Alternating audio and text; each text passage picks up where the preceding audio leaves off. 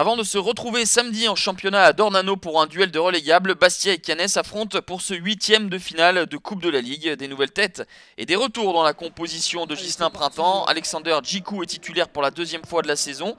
Première pour Keita et également Christophe Vincent. On retrouve également en pointe Djibril Cissé ou encore Erwin Oganda qui se procure une première situation, mais il bute sur Damien Perkis.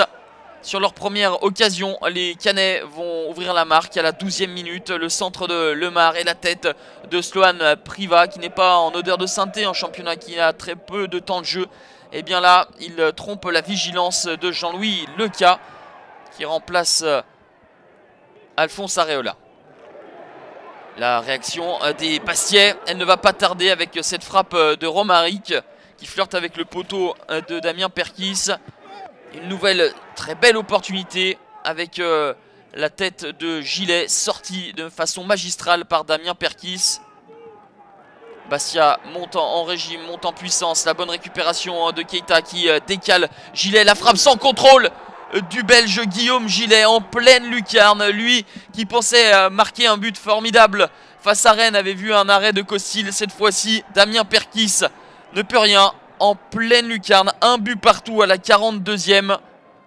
C'est exactement le geste qu'il fallait réaliser de la part de Guillaume Gilet. Un partout à la pause. Caen a marqué sur l'une de ses rares occasions. Les Corses sont logiquement égalisés.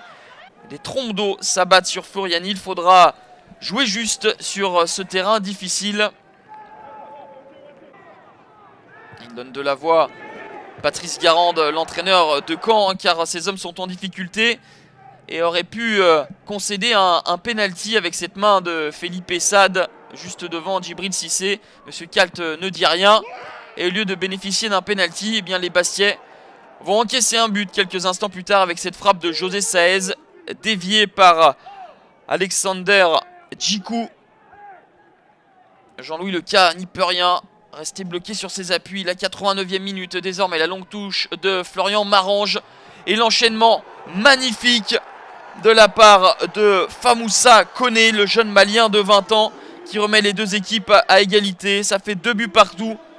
Famoussa Koné, qui était entré à la 75e minute, permet à Bastia d'arracher la prolongation.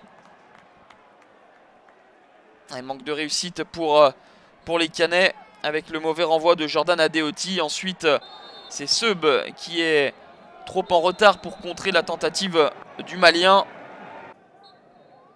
La prolongation avec des Bastiais qui continuent sur leur lancée. L'entrée de François Camano va être déterminante. Le petit numéro, il fait tomber Jean Calvé. La frappe était cadrée, mais une nouvelle fois, la vigilance de Damien Perkis. Mais le portier canet va s'incliner à la 102e minute. Il repousse la tête de Djibril Cissé. Mais ensuite, l'apathie de la défense canaise permet à Benjamin Mokoulou d'être le plus prompt pour pousser le ballon au fond des filets. Le Belge qui est arrivé en provenance du KV Malines donne l'avantage aux Corses. Bastia qui est tout proche d'entrevoir les quarts de finale grâce à notamment 2 buts de ces Belges. Il reste encore 15 minutes à jouer.